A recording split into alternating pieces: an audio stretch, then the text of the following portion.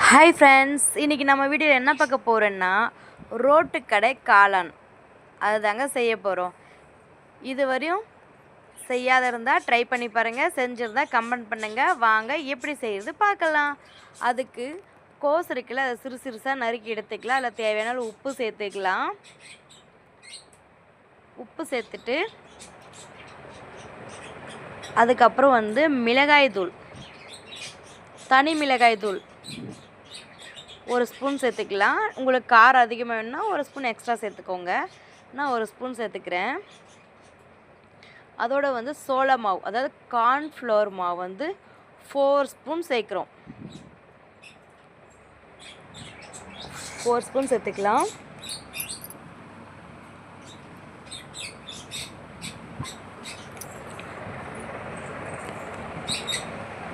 அதுக்கப்புறம் மைதா மாவு, மைதா அதுவும் 4 ஸ்பூன் சேர்த்துக்கிறோம்.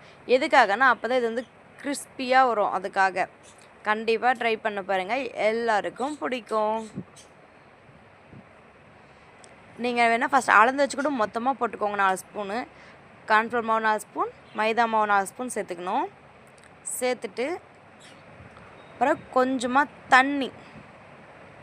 தண்ணி கொஞ்சமாக சேர்த்துக்கணும். நிறைய சேர்க்கக்கூடாது, காளான்லலாம் இருக்கும். சரி, காளான் அந்த கோஸில் நிறைய இருக்கும். அதெல்லாம் மிக்ஸ் பண்ணிவிட்டு அதில் ஊற வைக்கக்கூடாது. ஊற வச்சா அப்போ தண்ணி விட்டுரும். அப்படியே சுட சுட எண்ணெய் காய வச்சு அதில் பொரிச்சு எடுத்துடணும்.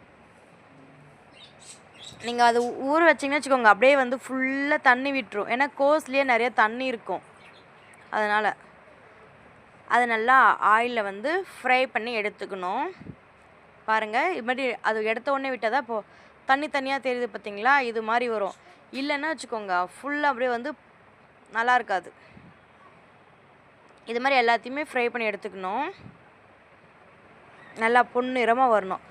இப்போ திருப்பி விட்டு திரும்ப பொன்னிறமாக வந்துச்சு பாருங்கள், இது மாதிரி வரணும். அப்போ தான் நல்லா வேகும். உள்ளெல்லாம் வெந்துருச்சுன்னா தான் நம்ம மிக்ஸ் பண்ணும்போது நல்லாயிருக்கும், சாப்பிட ஒரு நல்ல டேஸ்ட் கொடுக்கும். யாரெல்லாம் இது வீட்டில் செஞ்சு சாப்பிட்ருக்கீங்கன்னு கமெண்ட் பண்ணுங்கள். யாருக்கெல்லாம் பிடிக்கும்னு கமெண்ட் பண்ணுங்கள். உங்களுக்கு பிடிச்சிருந்தா உங்கள் ஃப்ரெண்ட்ஸுக்கு ஷேர் பண்ணுங்கள். இங்கே பாருங்கள், ஃப்ரை பண்ணி எடுத்தாச்சு. இப்படியே சாப்பிட்டாலும் நல்லா மொறுன்னு தான் இருக்குது. இருந்தாலும் நம்ம மசாலா செஞ்சு சாப்பிட்டா தான் வேறு லெவல் டேஸ்ட் இருக்கும். இப்போது இதெல்லாம் உதுத்து விட்டுக்கணும். தனித்தனியாக வரும்ல, அது மாதிரி செஞ்சுக்கணும். இப்போ ஒரு கடாயில் கொஞ்சம் எண்ணெய் சேர்த்துட்டு வெங்காயம் சேர்த்துக்கணும். நல்லா குட்டி குட்டிஸாக கட் பண்ண வெங்காயம் சேர்த்துக்கணும். நான் 2 வெங்காயம் கட் பண்ணி சேர்த்துருக்கேன். நீங்கள் எப்படியும் சேர்த்துக்கோங்க. நல்லா வதக்கணும்.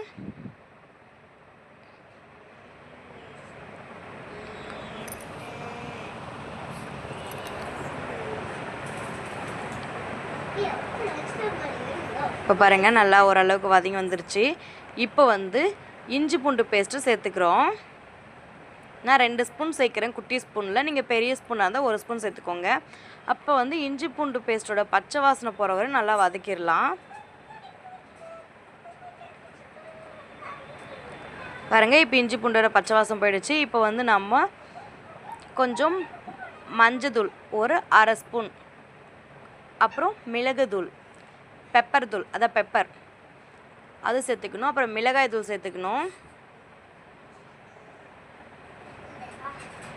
பாருங்கள், மிளகுத்தூள் சேர்த்துட்டேன். இப்போ நல்லா மிக்ஸ் பண்ணிக்கணும்.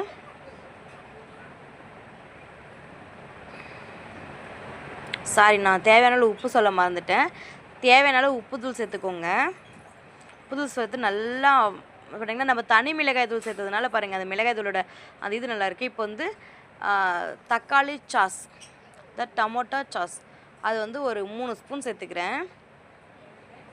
நீங்கள் வீட்டிலே ரெடி பண்ணால் கடையில் பார்த்திங்கன்னா தக்காளி சாஸ் தனியாக விற்கிறாங்க, அது கூட வாங்கிட்டு சேர்த்துக்கலாம். பாருங்கள், இப்போ தக்காளி சாஸ் சேர்த்தோட எப்படி ஒரு மாதிரி க்ரீமியாக இருக்குது பார்க்குறதுக்கு. இப்போ ஒரு 2 ஸ்பூன் சோள மாவு, அதாவது கார்ன்ஃப்ளவர் மாவு நல்லா கரைச்சிக்கணும். தண்ணி கட்டி இல்லாமல் கரைச்சிக்கணும், தண்ணி சேர்த்து. முக்கியம் என்னென்னா கட்டி இருக்கக்கூடாது, கட்டி இல்லாமல் கரைச்சிக்கணும். நல்லா மிக்ஸ் பண்ணிவிட்டு அது கொதிச்சிட்ருக்குல்ல, அதில் இதை சேர்த்துடணும். சேர்த்து இப்போ திருப்பி நல்லா மிக்ஸ் பண்ணி விடலாம். நல்லா ஒன்று சேரணும்ல, அது அதனால் கண்டிப்பாக ட்ரை பண்ணி பாருங்கள், எல்லாருக்குமே ரொம்ப பிடிக்கும். இப்போ பார்த்திங்கன்னா அப்படியே கெட்டியாக வந்துருச்சு பார்த்தீங்களா, தண்ணியாக இருந்தது வந்து கெட்டியாகிடுச்சு பாருங்கள். லேஸாக எண்ணெய் பிரிஞ்சு வர்ற மாதிரி இருக்குது பாருங்கள். இப்போ வந்து நம்ம அந்த உதித்து வச்சுருக்கோங்கள, அதை பொரிச்சு எடுத்து வச்சுருக்கீங்களா, அதை சேர்த்துடலாம். இதில் கோஸ் சேர்த்து நல்லா கிண்டணும் பாருங்கள். எப்படி சுட சுட ஊதி ஊதி சாப்பிட்டா சூப்பராக இருக்கும். கண்டிப்பாக ட்ரை பண்ணி பாருங்கள், எல்லாருக்கும் ரொம்ப பிடிக்கும். அவ்வளோதான், ரெடி ஆகிடுச்சு.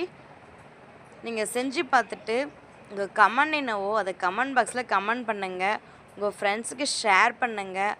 மறக்காமல் நம்ம சேனலை சப்ஸ்கிரைப் பண்ணிக்கோங்க. திரும்பவும் நாளைக்கு இன்னொரு வீடியோவில் பார்க்கலாம். Bye friends.